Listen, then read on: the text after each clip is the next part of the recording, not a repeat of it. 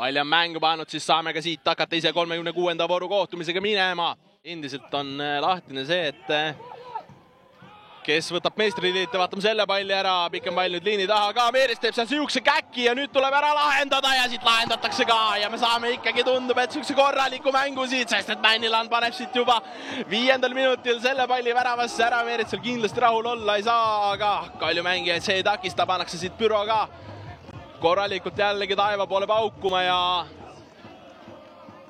ja no ei ole kohe üldse ideaalne algus, siin nüüd vaadatakse muidugi varjast jällegi asjad üle, aga sellega seekord saadi kiiret ühele poole. Otsus on, et värav loeb ja suure tõenäosusega vaadati siis seal võimalikku suluseisu, aga seda ei ole. Männiland seal kasutab hästi Meerits eksimuse ära, saame siit ka kordusest seda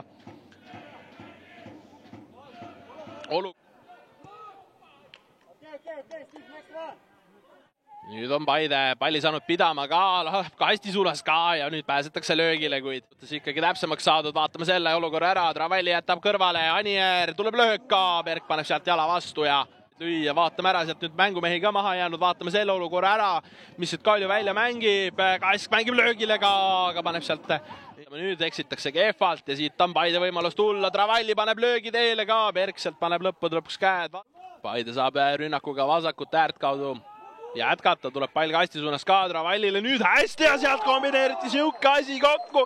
Anier paneb selle palli tühja väravasse, aga Travallile tuleb siit ikkagi kiitust avaldada.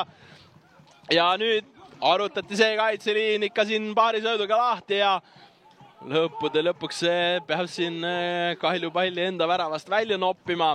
Anier ka siin nii palju, kui on kuulda olnud Paide tegemiste kohta, siis vaatad siin hooaja edenedes peale Eestisse naasmist ainult iga trenni ja mänguga paremaks läinud ja hetkel nende liigutustega seda ikkagi Anilan jätab sealt paremale äärele Patrik Eevsile, see sööd kohal ei lähe, tuleb kauglöök ka, aga William Gabriel nüüd vasakul äärel, teeb sealt konksuga ära, võtab vasaku jala peale ka, Berg paneb sealt hästi põlve vastu ja tahaks öelda, et ilmselt saame ka mõne minuti lisa.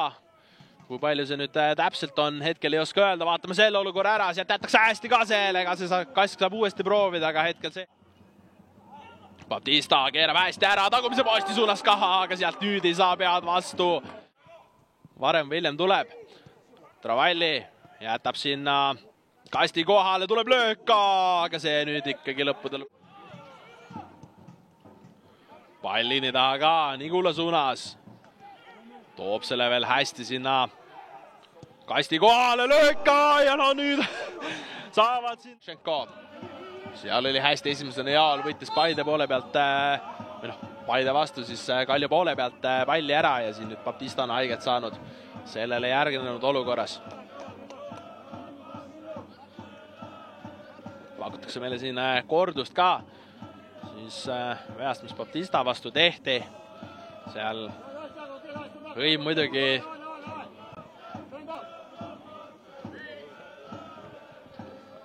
vähemalt näoilmet vaadati Baptistale ja kutsutakse siin Karl Koppel ka ekraani juurde, et anda siis peakohtuniku poolt hinnang, et kas selles olukorras tuleb ka siin kaardiga midagi ära karistada. Ühtlasi tegelikult me näeme siin ka varruumi, kus ikkagi vaatate, igale mängule on varr olemas ja seal korralik töö käib. Ja saame siit nüüd selle nurga ka ja sellest otsus. Koppel on oma otsus ära teinud, kohe saame näha, milline on see asi siis, mis siin tribüünil takse. Läheb siin Milleri juurde jutuga, näitab nüüd varrile ja tundub, et me läheme ikkagi siin tasku kallale, kus on punane kaart. Niimoodi on. Hõimumäng saab täna siin läbi ja tuleb siis hüppeliigasele peale astumise eest siin punane kaart Hõimule.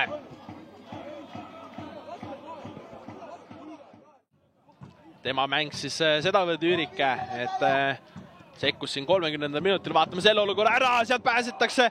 Tundus, et korraks ka löögile, pall kehvasti lahti Paide poolt vaadatuna ja Musoliitin esitluses ära vaadata. Musoliitin saadab palli kasti ka, 5 kasti kohal, seal kerkitakse korralikult, kerkitakse sedavõrd, et pall läheb nüüd jalgpalli reeglistiku vastu patustab, seal saab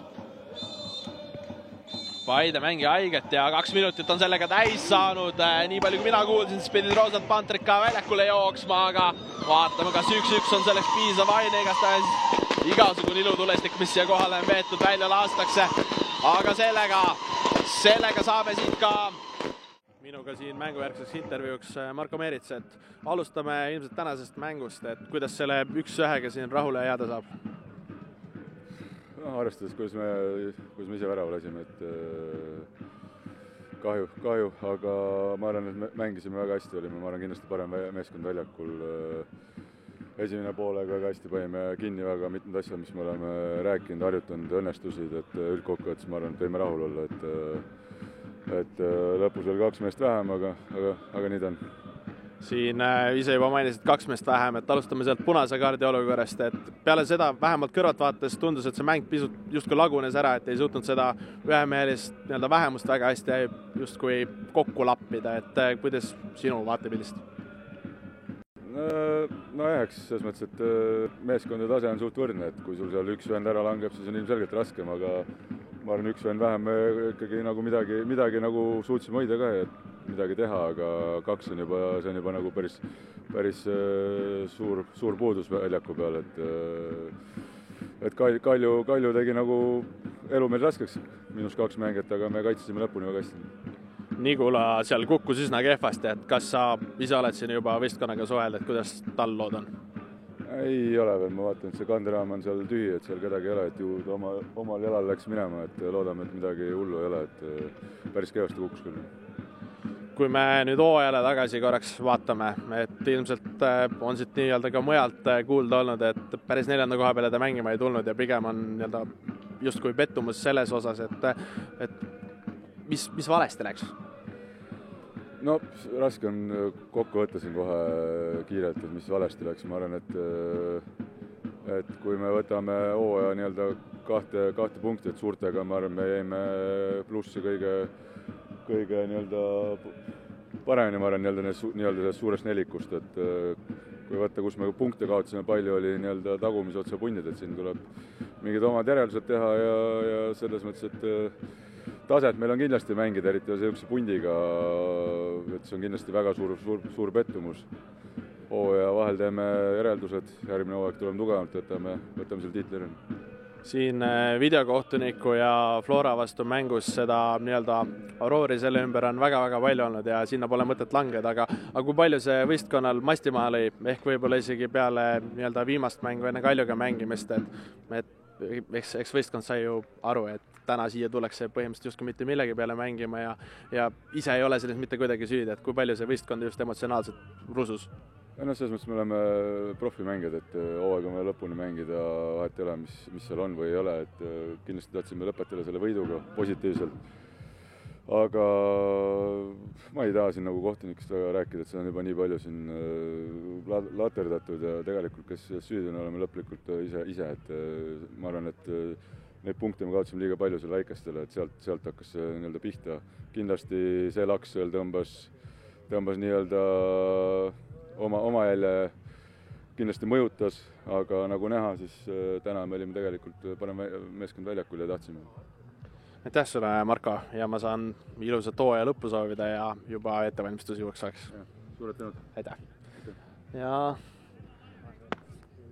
tänase mängu üks nii-öelda persoonikangelasi, Igor Subbotin minu kõrval, et alustuseks saab sulle ilmselt palju õnne soovida, et 400 mängu, üsna palju emotsioone, mänge mahub sinna vahele, et mis su enda selline võib-olla kõrgetk on, kui sa tagasi enda mängikarjäärile mõtled? No ma ei tea, et alustame selles, et nagu see 400 mäng ja ainult teadsin seda, et pärast see Kalju, kellega nad mängisid viimane, ei mäleta, nad võitsid ja siis kohe tuli see kõne, et nagu davai, Subo, ole valmis, on vaja trennida ja ma mõtlesin trennida ja ma olen lihtsalt trennitud mängijad, aga trennid ei teinud nagu 2 aastat. Ma ütlesin, davai, proovime, et rasked trennid, seal on, kõik on aga no tulin siia, mõtlesin, et mängin 5-10 minti, siis davai, Subo, mängi edasi ja siis nagu väga hea tunne ja võib-olla natukene kurb, kui see vile tuleb, nagu see viimane vile ja aga vaatame, see võib-olla dublis, mängin veel, kui on vaja, siis ma arvan, aga kui kutsub jälle see Kuno Kaljuse nagu davai, tahad veel midagi mängida, siis muidugi ma olen valmis, hoian ennast nagu rütmis, ei ole niimoodi, et nagu lähen koju, söön, joon ja nii edasi ja lähen paksuks, aga lähen edasi samamoodi, elan jalgpalliga ja see on nagu terve elu tegelenud jalgpalliga ja siis lähen edasi samamoodi. Kuidas sul üldse endal oli mängida, et siin said rohkem kui võib-olla isegi ootasid, et pooltunnikest mängisid, et kuidas just tempo mõttes ja kuidas oli? Kui me võrreldame see esiliiga tempo ja siin tempo, see on teistsugune. Ma rääkisin see Erikuga, et nagu kui me oleme palliga, siis muidugi see on nagu positsioonirünnak kogu aeg, see on natukene kergem, aga kui sa oled nagu kaitses ja kogu aeg need transitionid, sa jooksed ettepoole, tagasi ettepoole, siis nagu pead korrekteerima, et sa võtad see 6 positsiooni ja nii edasi, see on natukene raske muidugi. Ma mõtlesin, et pärast 10 mintsi ja millal tuleb see vahetus, aga kui ei tule, siis ma mängin edasi, mul on nagu see iseloom on, kui raske ei ole, ma mängin edasi, jooksen nii palju kui saan, kui kuku alla siin. Aga ja mõtlesin see, mis ma tegin, see viimane sprint võib-olla, kahjuks saame seda värav pärast seda, et aga mõtlesin, see on viimane ja juba treener, ma arvan, Niki ise nagu nägi, et suba natukene väsin, siis on vaja vahetada. Mis sust endast edasi saab, et Tubliga oled seotud mitte ainult mängijana, vaid ka treenerina, et ütlesid, et ka jalgpalli juurest ära ei lahku, et mis need enda ambitsioonid peale mängikarjääri on?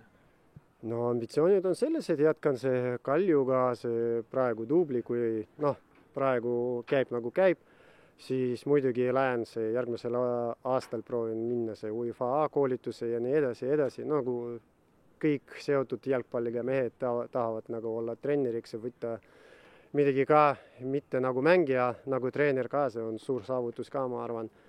Ja siis lähme edasi, võib-olla, kes teab, võib-olla mingi kuskil koondise kutse ka tuleb, võib-olla kuskil mujal, kes teab, elu näitab.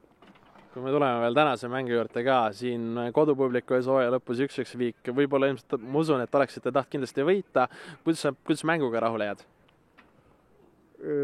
See nagu Niki koosolekul ütles, et Paidu on väga hea, see konstruktiivne meeskond, nad hoiavad palli väga ilusti, aga ta rääkis, kuidas lihtsalt me paneme kinni, isegi see värav, võib-olla natukene see kontsentratsiooni puudu, et nagu üks mängija mõtles, sinna on vaja võtta, aga see jooksis üle lihtsalt ja pani see travalli, pani keskele, võib-olla natukene, ma ei tea, unesid olime, aga kõik on samamoodi, see teine pool aeg, kui me võtame, see punane kaart, aga isegi enne seda punast kaarti nagu Kalju kogu aeg kontrollis palli väga hästi läbi äärde, keskel on väga head mängijad, kõik mängijad on väga head, mulle meeldib, nagu nad mängivad, et ei ole niimoodi, nad istuvad nagu kaitses kogu aeg viiekesi, ei, neil on kõik rotatsioonid tulevad, see keskpoolikud saavad olla äärtel ja niimoodi samamoodi kaitsed tõusevad nagu, kõik on tipp-top nagu balanss olemas, nagu te ise ütlesite, et nagu see meeskond on komplekteeritud, võib-olla mingi vennad tulevad veel juurde, aga ma ei tea, see tegeleb kuna sellega, aga ma arvan, see järgmine hooaeg nad näitavad ja võib-olla see kuld tuleb tagasi Kaljusse. Aitäh sulle, Igor, ja ma laseks vistkana juurde.